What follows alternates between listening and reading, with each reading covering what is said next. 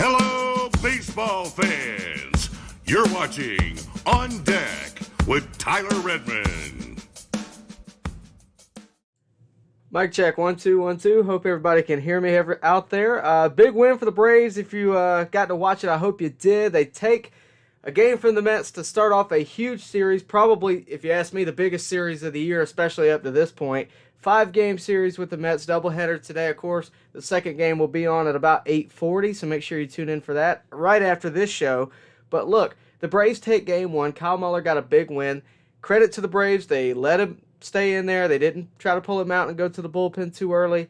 Thank goodness they left him in, and the Braves were able to pick up game one, save their bullpen just a little bit, and they're finally making their way back to maybe competing in this National League East, especially if they can take both games of the doubleheader today. Bryce Wilson will, of course, take the mound tonight, and that will start the series off. So what do I think is going to happen with the trade deadline? I've been asked that about 1,000,000 times in the past few weeks. I've been asked that really since the first big injury happened, or the first big time someone left the team in a big way. So with all the issues that we've had, those questions are going to arise, right? So what do I think could happen? I think anything in the world could happen. I think the biggest priorities are, number one, bullpen. You got to get me at least one solid reliever, probably two, right? Number two, you need to get a big bat in the outfield, right?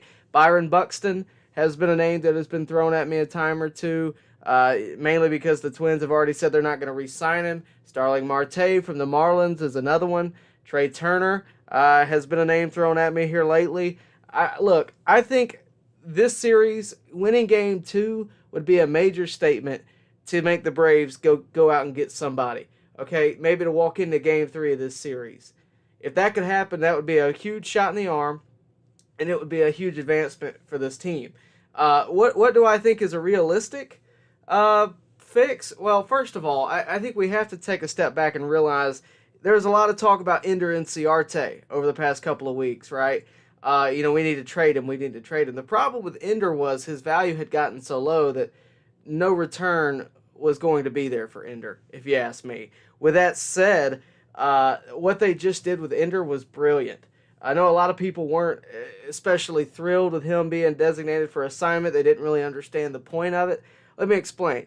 The Braves had no use for Ender, right? And when you DFA someone, you have a period of time before you have to either trade him or release him. So he'll be a free agent. And the Braves basically timed that out to where it would be a day after the trade deadline. So if anybody wants Ender, he's in the conversation, right? If you need an outfielder for depth, if you're going to be someone who could potentially be in a postseason run, and you need an outfielder for depth, here's Ender Inciarte. And you might be asking, well, don't we need outfield depth right now? Of course we do. Look around. We definitely need outfield depth. That's why I think we're going to see a move here. I think we're at least going to see an attempt at a move. I think Alex Anthopoulos has got to be considering his options and looking around and weighing out whether or not he wants to keep the prospects again or move to another option from another team. I've mentioned a time or two that I'd like to see Brian Reynolds, just because I think the contract would be awesome. You got him until about 2026. That does not look like it's going to happen. But if you can get someone, the Braves really just need a rental. They need someone for the rest of the year. If they're going to compete this year, they need someone for the rest of the year. I think that's pretty plainly obvious based on what the team has done lately. But if they're going to get a rental, they need to do it. I prefer to do it. Don't wait till the deadline, right? This series with the Mets is by far the biggest one of the year. So with that out of the way, I think you got to get somebody before the series is over. Because if we were to get swept by the Mets, which obviously is not going to happen now, but if we got swept by the Mets, it's over. If we lose this series, 4-1, I think it's over. So if we split the series, you don't leave yourself a whole lot of time to really come back from it. And this is the perfect time to beat up on the Mets, right? They're down to Grom. They got injuries just like us. You got to attack them now while they're weaker than they have been throughout the year. And if you look, nothing beats a team like beating them head to head, okay? Because that gets you get a game up in the standings every time. And we've been struggling to hit 500. It would be awesome if we could overtake 500 in this series, and I think it would be a huge statement moving forward through the year. I know a lot of excitement, I see it in the chat there, has been about Jock Peterson lately. Rightfully so. I liked the move when it happened, and so far He's been everything that I could have expected and more. I think his answers in post-show or post-game interviews are awesome. I think the guy's been really good for this team. And, he's not going to be Ronald Acuna, but he's been a great Jock Peterson thus far. So I really think it's going to be interesting. In case you're wondering, the trade deadline is July 30th at about 4 p.m. So on July 30th, I would set some alarms, be looking at your phone, stay updated. Not just for the Braves, but for all of Major League Baseball. It's going to get interesting, and it's going to get interesting soon. The Padres have made every move possible. Of course, they got Adam Frazier last night, and I saw a lot of Braves fans a bit upset that we didn't go get Adam Frazier, which kind of boggled my mind because we have a second baseman. We have an all-star second baseman, arguably a better second baseman. And I think the Padres are going to have a tough time finding a spot for Adam Frazier because, Mark DeRosa said this morning on MLB Network, Adam Frazier is going to play every day. So I think we got to see something, and it's got to be an outfielder, and it's got to be bullpen. If it's not those two things, I'm going to be a bit disappointed. And look, if it's nothing, if we've just decided that this is the team we're going to stick with, I would prefer that as opposed to trading some of our major prospects for something that we don't necessarily need, right? We don't need any infielders. We don't need any prospects, right? We have prospects, we have infielders, we have starting pitching. If you really want to get down to the nitty gritty, I think we have enough starting pitching to be just fine. The bullpen is where we struggle. The way Bryce Wilson pitched last time, you would have thought that he would get sent down because he did not pitch well, but he didn't, and that's because we're down a lot right now, and that's because Ian Anderson's out. Obviously, Mike Soroka's been out for a while now, but we have got to get some advancement in the bullpen because so far, I looked at it the other day, the bullpen at the time had lost us 24 games. If we had just gotten half of those games, we'd be in first place right now. So that tells you how big of a problem the bullpen has been. A lot of guys that we thought were going to be the answer have not been. A.J. Minter has had his struggles. Of course, he was sitting down at AAA. Chris Martin has had his struggles. He finally seems to have turned a corner to some degree. Tyler Matzik seems to have turned a corner. Will Smith has had his struggles, but somehow finds consistency. Luke Jackson, of all people, has been arguably our best reliever. Aside from that, we bring in Shane Green. He right now has around a 10 ERA because he didn't have a spring training and hasn't really found his groove yet. But then on the flip side of the coin is we've had great starting pitching coming from the minors. Today, Kyle Muller has been fantastic. I think Tucker Davidson, if he wasn't on the 60-day injured list, would be a fundamental part of this rotation right now. But we got to get something. I see in the comments, I see there Randy Simmons.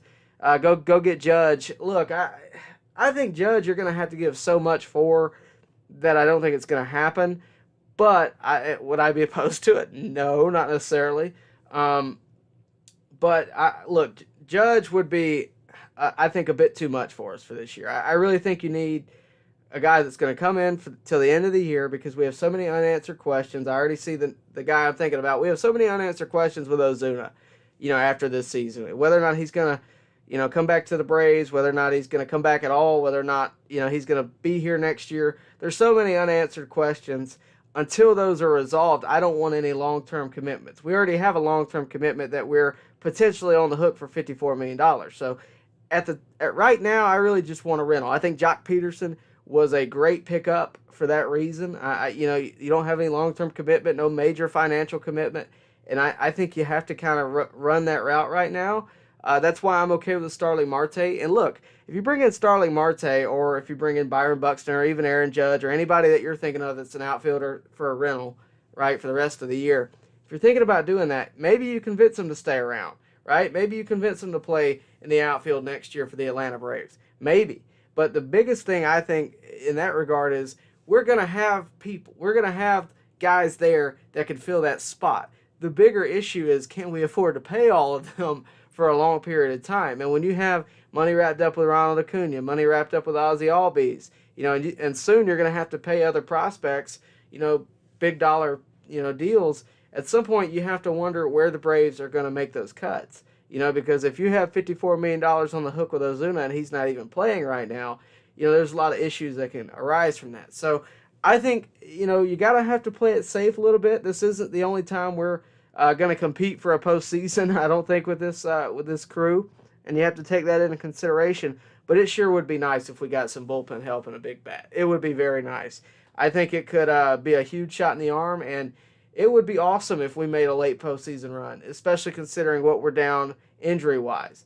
We're down probably our most exciting player in Ronald Acuna. We're down, Ian Anderson has been out for, a week or so. That's not really the biggest issue there. But Mike Soroka, and just all the issues we've had injury-wise. Travis d'Arnaud, Huascar Ynoa, and all those injuries have built up and created this void, I think. So it would be really great if we got some bullpen pieces and, of course, if we got a big bat. But let's talk about tonight. Of course, Bryce Wilson's taking the mound.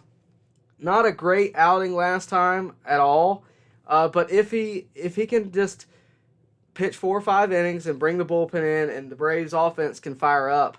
They only put up 2 runs today, but maybe they'll put up a little bit more in the second game, and we can get a win. We will then be tied with the Phillies at 4 games back. Of course, if they lose tonight, that would be awesome. We'd probably overtake them. But the Braves would be 49-50 if they were to win the second game tonight. 1 more game gets them to 500. After that, So, look, I think that this series is, again, the biggest series of the year, mainly because it's a 5-game series with the Mets, right?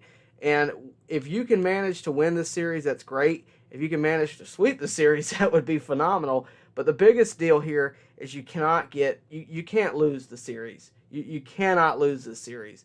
And I think I think at some point we're going to have to make a decision of what we're going to do. And look, make sure you are aware on July 30th, okay? Make sure you are aware there. That is the trade deadline. Make sure you're up to date. You got something to notify you. Maybe turn on notifications on MLB. Whatever you got to do, stay updated. Of course, if the Braves do anything, I'll be here to let you know. Again, this isn't going to be a very long stream. In fact, I'm going to get out of here in just a second. But, I think the trade deadline looming is obviously huge. And we got to figure out what the Braves are going to do. Again, bullpen, big bat, and if that's not what you're looking at, then I don't want to make any trade for major prospects. But, something little might happen. Maybe we take a chance on somebody. But I think, honestly, the biggest deal here is you got to get bullpen help. I would take bullpen help over a big bat at this point. And you can argue with me about that, but I think our offense is fine. I genuinely do. There's nights where we don't score any runs, and that happens to everybody.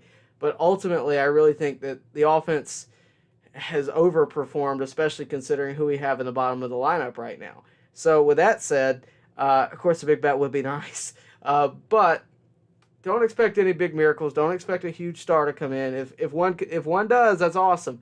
But look for somebody to fill the hole. Look for somebody to fill the void that's not going to absolutely drown you. So with that out of the way, guys, I really appreciate you tuning in. Make sure you tune in to Game 2. Bryce Wilson on the mound against the Mets tonight. Let's get a 2-game streak going and get ahead of these Mets early.